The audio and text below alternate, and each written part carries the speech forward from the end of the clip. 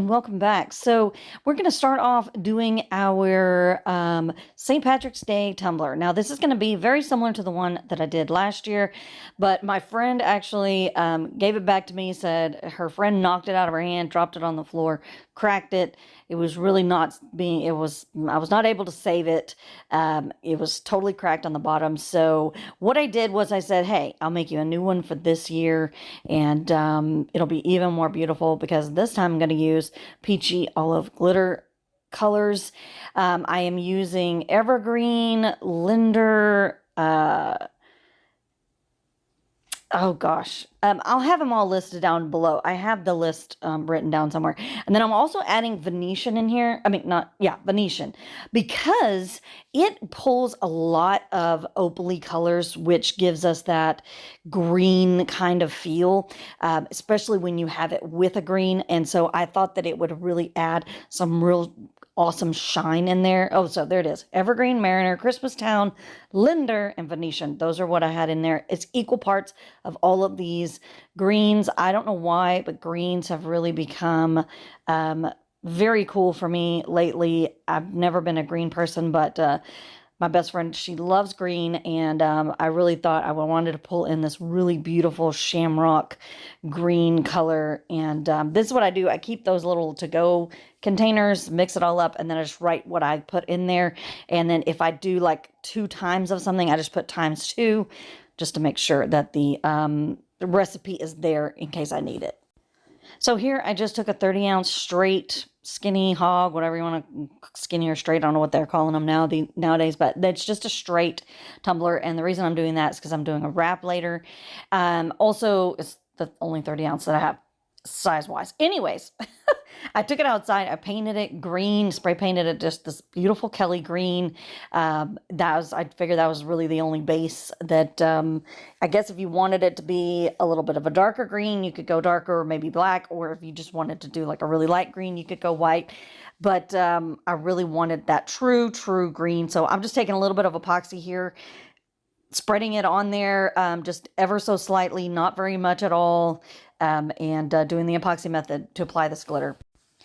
So all I did, nothing extravagant about this at all. I just took it and dumped it on there after I mixed it up really well, made sure that it was fully mixed so that all the colors could come through and shine. And as you can see, it's just a gorgeous shamrocky, natural kind of green. And on top of that Kelly green, it's really, really beautiful for exactly what we're looking for the St. Patrick's Day tumbler. Of course, like always, we're going to roll this in parchment paper to push down all of those bits of, especially Venetian. It's very, very chunky, and I wanted to make sure that we were just putting all those down so that we didn't have too much to sand later on. Of course, I'm going in after that cures several hours, maybe probably even the next day. I think I did this, and I put a coat of epoxy on there, put another coat of epoxy before I did some sanding, and then I went into the wrap of the vinyl. Now, the reason that I didn't care about it being sanded then is because this is just vinyl. We're going to be putting water slides over that vinyl, but we're not going to do that until after we put the vinyl on. So you can do this in that step, no problem. So this gorgeous Shamrock watercolor is a custom from North 80. I have become obsessed with her work. She is amazing at what she does.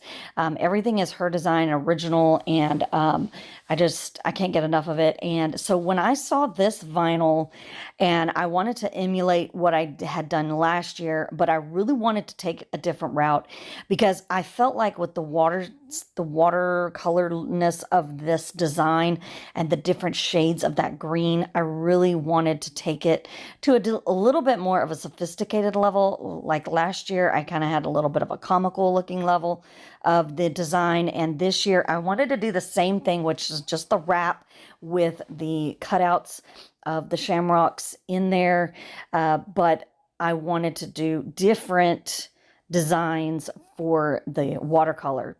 So I just put this in my Cricut. I just basically made a pattern of my shamrocks. I can put it in my Facebook group, I get. Well, no, I don't know if I can. Anyways, if I can, I'll put it in there. But I just took different shamrocks. I found a shamrock and just brought it into Cricut Design Space, and I just made it big and then small. And I just kind of made those strategic out through this design, you know, one big, one small, one big, one small, that kind of thing. And then I just had them cut out. And then as I'm pushing this on the tumbler, I am just letting those pieces that were cut off just break away at that point. So that way, it's just super easy. I'm just putting it on. I don't have to pull out the cutouts or anything. They were already going to come off anyway. So it just kind of worked out that, that they just kind of stayed on the paper. Anyways, I did have to make sure that some of those little pieces of the leaf, you know, the way that it's cut out, I did kind of have to make sure that some of those were pushed down. They were kind of getting caught up underneath. But other than that, this awesome vinyl thing, I don't know, my gosh, I'm totally lost for words. This tool, this bright pink tool, was given to me by my friend Rachel. She is amazing. I got it in the mail and I thought, what is this? I didn't order this. I don't know who this is from. Why is this coming from the Bowen? I didn't order anything from them. But she sent this to me and y'all, it just almost made me cry. She said, you just mean a lot to me. And I love what you do. And I just wanted you to have something special. And I was like, anyways, it is an amazing tool. You got to go and check one out. It just makes vinyl wraps so easy, and this is a game changer from now on. So as you can see there, I mean, it is a basic vinyl wrap. I just made sure that I cut off that excess, went up underneath and got that excess that was underneath the vinyl there. Struggled just a tad bit, but I finally got it. I had to kind of straighten it all back up, but I wasn't too concerned with everything because I knew I was going to be putting a lot more elements on the top of over this vinyl. So I wasn't really, you know, just put it on there, get it on there, and then you can work on covering up any little mistakes or anything like that later on.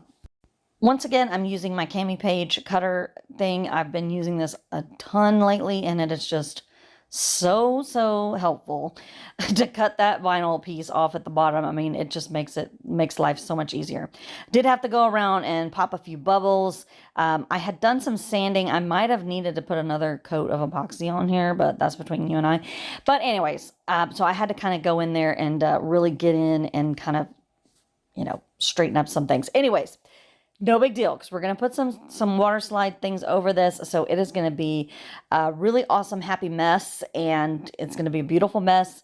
And that's all that we have to look forward to. So isn't that green just gorgeous? I swear to y'all, I'm not really a green person, but lately it's just been speaking to me. Anyways, obviously went in with a coat of epoxy after that vinyl wrap because I needed to cover that up and I needed it to be nice and pretty and shiny and all of that so we could put all of our water slides on top. So it looks like I went in with another coat of epoxy after that because I think I had a little bit of slight issues. And so I had to kind of do another coat so that we could have a clear underneath for our water slides.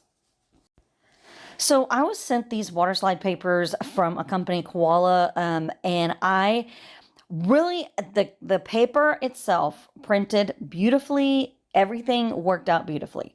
Now, the only reason that I had an issue with this paper was not the paper's problem. It was the fact that I had Plasti-Dip, and you'll see later on, I used Plasti-Dip because I just have not been able to get to Walmart to get any of my clear spray, and then even when I do go, it's either not available or I forget, and so it's just been like I just need to order some off of Amazon. But anyways, I bought this Plasti-Dip the last time because it was on sale or something, and I've seen people use it before, but no, do not 0 out of 10, do not recommend. Anyways, so I have a laser printer and an inkjet printer, and they had sent me both, and I had kind of screwed up on my printing side, like the way that I had done the margins on it, and I kind of got some of the pictures on the just didn't come out as far as they were kind of cut off. And so I just printed, so I was like, okay, let me just try both of them anyway. So I just did one on the laser and one on the inkjet.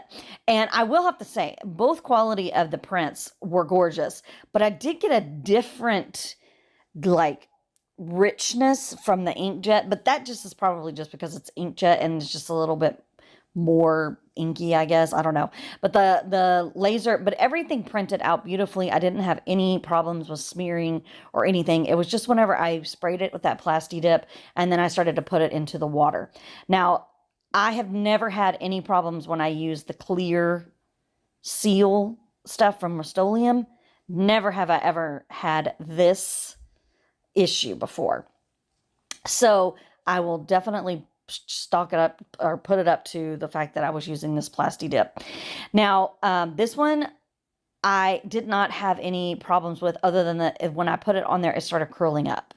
And this was going to be a theme throughout this entire deal. Now, like I said, I do not, because this happened to me before, and I was only doing one tiny water slide, and I thought it was just like, oh, maybe it's just because it's been sitting or something like that.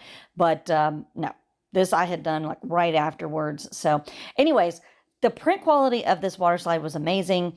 I do not suggest putting Plasti Dip on there. So anyways, what I ended up doing, which made it a heck of a lot easier and much, much more successful, was putting them on backwards. So I don't have anything here that says anything that has letters or words.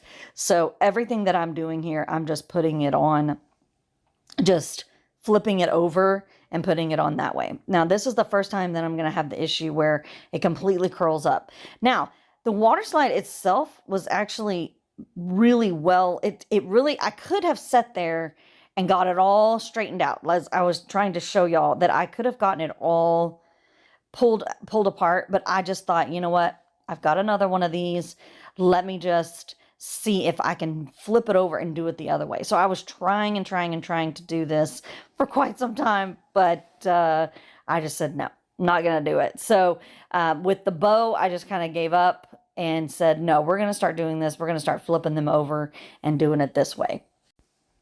So basically, I just used it as like an ink, like a tattoo, I guess, those tattoos that you can put on, the temporary tattoos. Anyways, I started using it like that, and it was working marvelously, if I could say that. I did not have any more issues while I did it that way.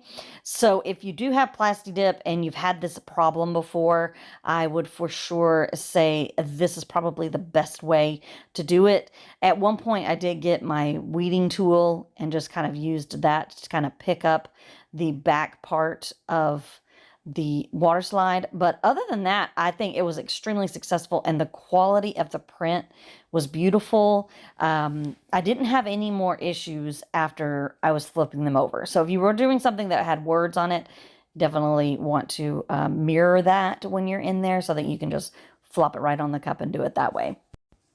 These bows, y'all, were like everything. I wish that I would have known how great these bows were, because I would have done like tiny little bows and medium-sized bows and bigger bows, and I would have just put bows on all the shamrocks, because it just printed out so beautifully. It was just this deep, dark Kelly green that just had these different dimensions, because it was a watercolor design, and this was from Creative Fabrica, by the way. I got all of these little designs off of there. But see how cute those bows were? Oh my gosh, I should have done like a bazillion, but I should have just done all bows. But anyways, the bows were my top #1 favorite. The hats out of these designs were super, super adorable. This one really spoke to me a little bit more, because I love the rustic old world feel of St. Patrick's Day. And so these designs, these watercolor designs that have these like rustic, where the shamrocks and the clovers are just flowing out of the hats and flowing over the beers, and it just, I don't know, it just, to me, really, it really more spoke to me in this design. I did have some of these little tags. They were a little bit lighter than I kind of maybe thought about. But other than that, they had the little designs on there. And so that kind of came through. It was very faint. So everything was, it's like a little maze, a little Where's Waldo kind of thing when you're going through this whole Tumbler is like, oh, where's that? And, you know, oh, look at that. And, oh, I see this. And, oh, I see that. And so that's kind of why I really had fun with this.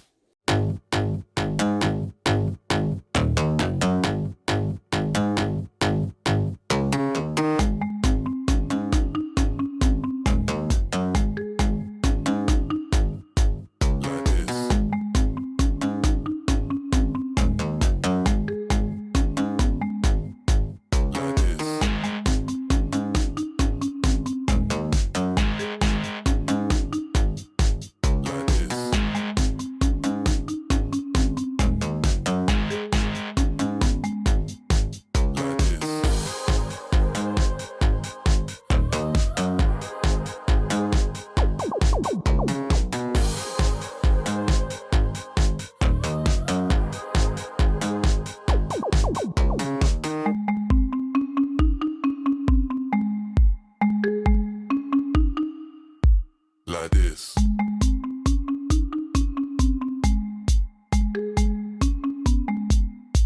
Like this. Like this.